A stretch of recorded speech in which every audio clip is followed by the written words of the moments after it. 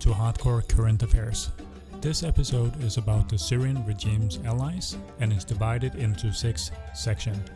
First, an introduction, followed by a closer look at Iran, then Hizbollah, Russia, China, and North Korea. The relationship between China and Syria dates back to 1956, when the two countries first initiated diplomatic contact. Bilateral relations have stayed largely consistent. In 2010, which is the last year Syrian output was measured, trade between the two countries amounted to $2.2 and mostly went in one direction, from China to Syria. The foreign minister of China has said that there should be no military intervention in Syria because it would worsen disorder that there already is in the entire Middle East. Sino and Russian cooperation in Syria is driven by shared opposition to a possible US-led government change and Beijing's anti-terror and anti-separatist campaign, and Russia's support for China's policies elsewhere, including Chinese activities in the South China Sea. The partnership, however, is limited by divergent strategic interests in the Middle East region, as well as the overall asymmetry of the relationship between Beijing and Moscow. The Sino and Russian cooperation is largely driven by both shared convictions against Western intervention and complementary regional interests. Because Syria is not a strategic priority for China, the prospect of Sino and Russian alignment partly depends on Russia's value as a partner elsewhere.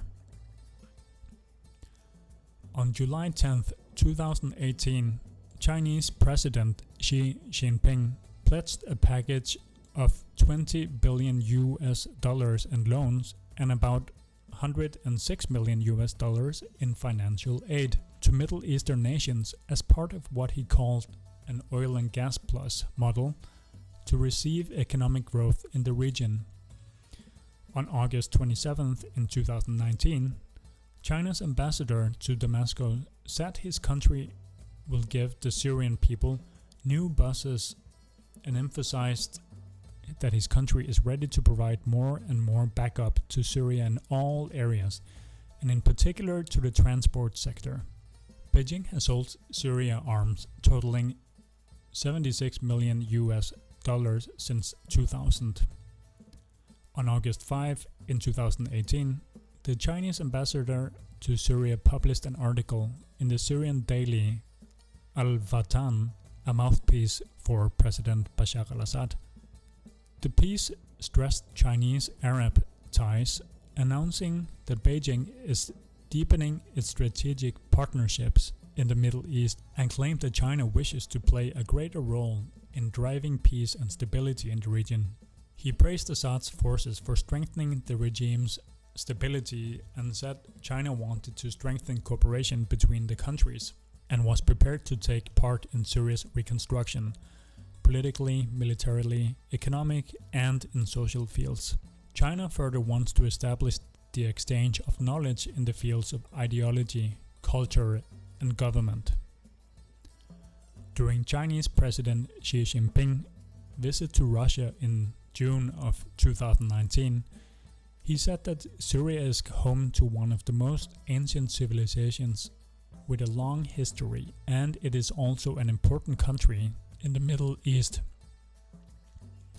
China stands ready to participate in Syria's reconstruction within its own ability and to do the best it can to help the Syrian people resume their normal life and production. China is widely perceived as the leading candidate to rebuild Syria's drastically damaged infrastructure after the long years of war. No other country is both supportive of the Assad regime and capable of embarking on a project of such scale. The Assad regime has support from Iran, but the Islamic Republic lacks China's economic capabilities. Estimates of the cost of rebuilding Syria range, according to this source, from $200 billion to $1 trillion US dollars. On October 31st, 2012, Yang Yiqi, the Director of Office of Foreign Affairs of the Communist Party, announced a 4-point proposal to establish a transitional governing body. Though this proposal did not include plans for any action to solve the crisis, it made China's engagement with Syria explicit. At the end of 2015, China's Foreign Ministry spokesperson said Beijing would invite the two sides separately to discuss options for ending the war. Beijing is against state intervention in another state, yet China insert themselves into the domestic turmoil of other states, such as in Yemen, Venezuela, and elsewhere. One possible explanation could be that China wants to establish itself as a superpower, and defending the interests of its allies is a step in that direction. China will take part in the reconstruction of Syria once the war is over and the coronavirus crisis has passed. Beijing evacuated Chinese workers from Libya and Yemen and has no interest in putting Chinese nationals in harm's way on Assad's behalf. The first and most important condition for Chinese involvement in Syria's development is a complete end to fighting.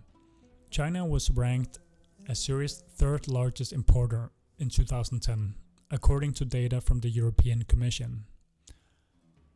China has said foreign countries shouldn't meddle in Syria's internal relations, and possibly because China has had its own share of international controversies over its policies with Tibet, as well as allegations of human rights violations. China might also have been burned by the intervention in Libya. Neither Beijing nor Moscow vetoed the UN resolution that eventually led to a NATO-led military intervention, which led to the ouster of Muammar Gaddafi. China believed that action went beyond the resolution's mandate. At the UN, Beijing has consistently stood with Moscow in support of Assad, vetoing 6 of 7 Security Council resolutions condemning the Syrian authorities for using force against its citizens. This long-term backing from China has given the Assad regime the latitude to fight the rebels with great brutality without having to contend with pressure from the international community.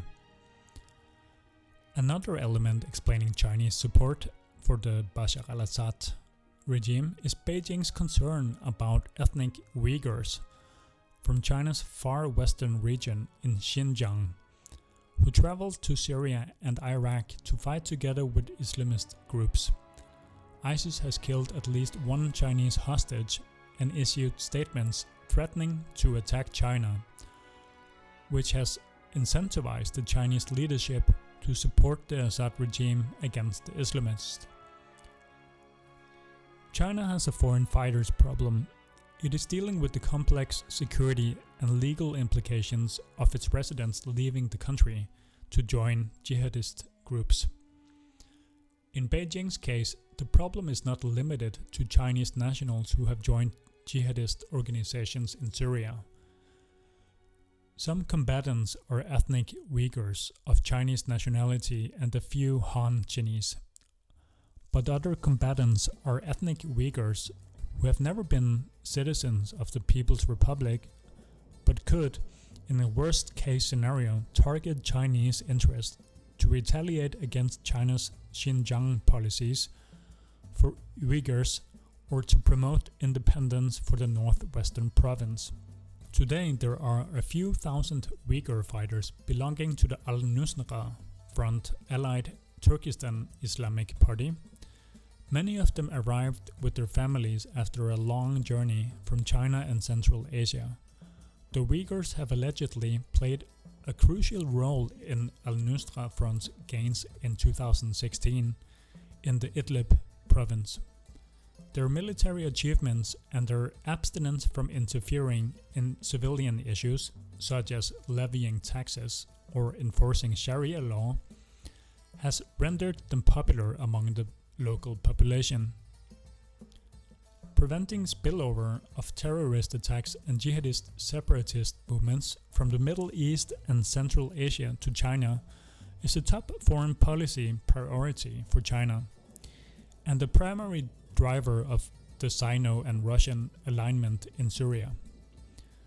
The 2015 anti-terrorism law allows China's security forces to deploy abroad for counter-terrorism missions, a significant departure from Beijing's otherwise strict non-interventionist policy. Some military advisors were dispatched to Syria early in 2017. Joint Chinese and Tajik anti-terror exercises on the Afghanistan and Tajikistan border in October of 2016, deployment of Chinese troops in China's first overseas military in Djibouti, instructors from the International Special Forces Training Center in Chechnya have provided anti-terrorism training for Chinese special police forces in Xinjiang. Beijing has supported Russian military strikes as being strictly anti-terrorist, approved by the Syrian government and in line with international law. The ambassador of China to Syria, Qi Qianjin, has expressed China's support for what he referred to as Syria's war against terrorists.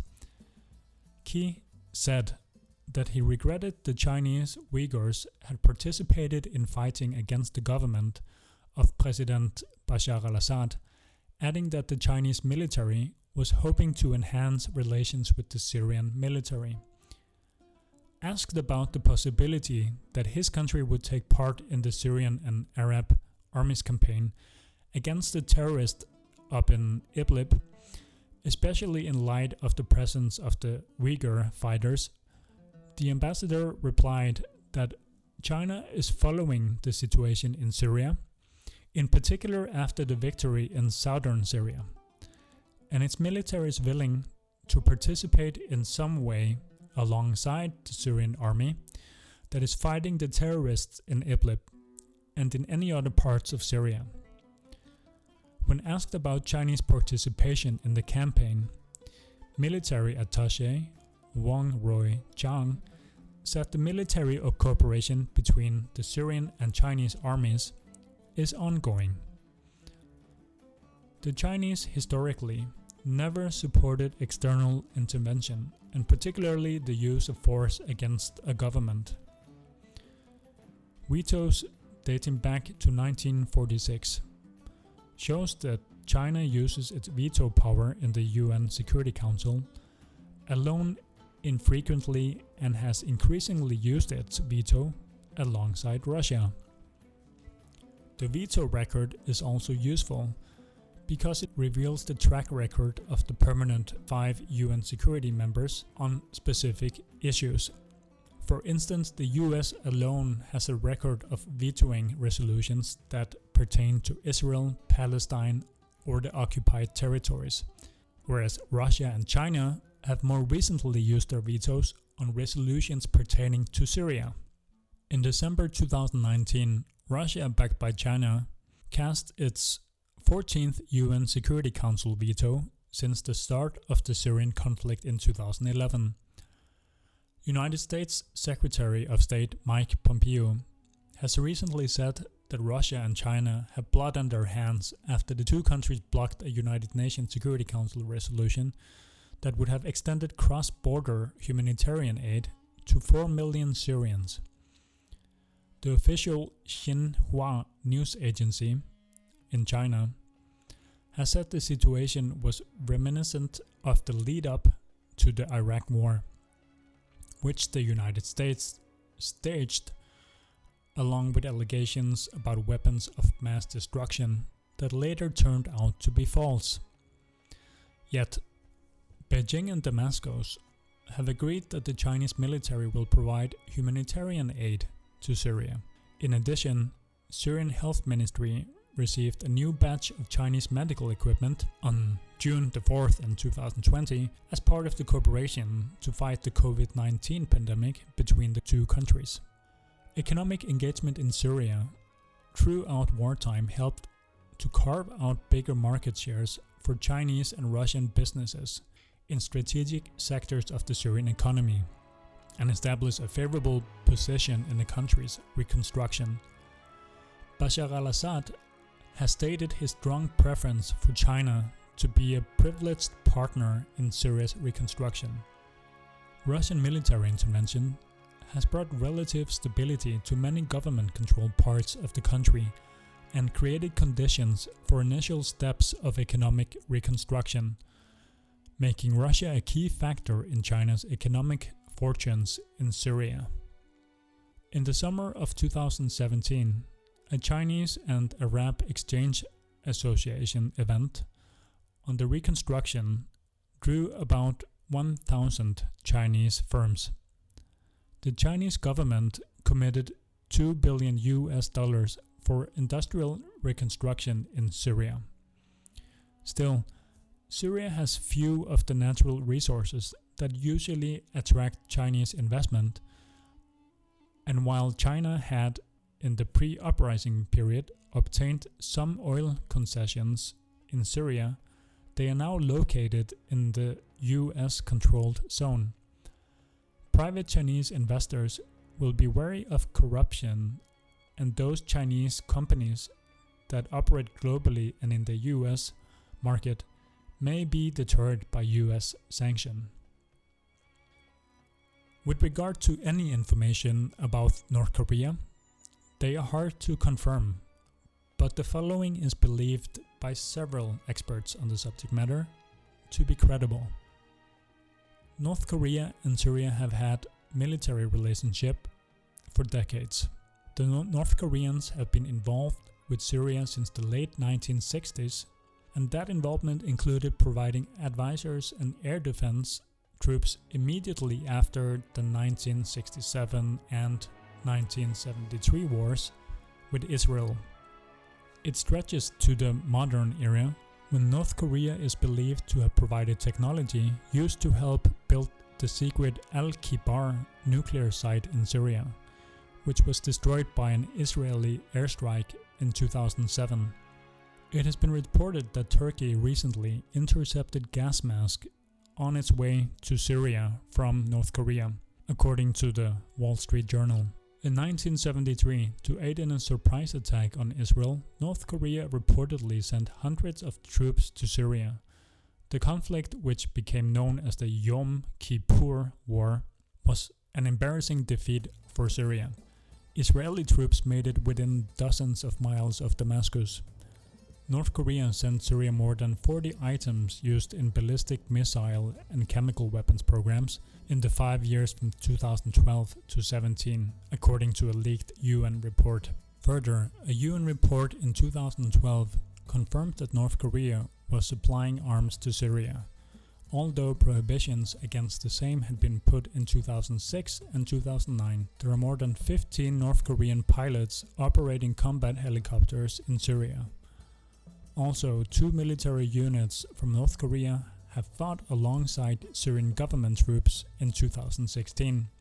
North Korea also transferred special resistant valves and thermometers known for use in chemical weapons to Syria, and North Korean technicians continue to operate chemical weapons and missile facilities at Baghse in Syria, along with 2 North Korean units called Kalma 1 and Kalma 7.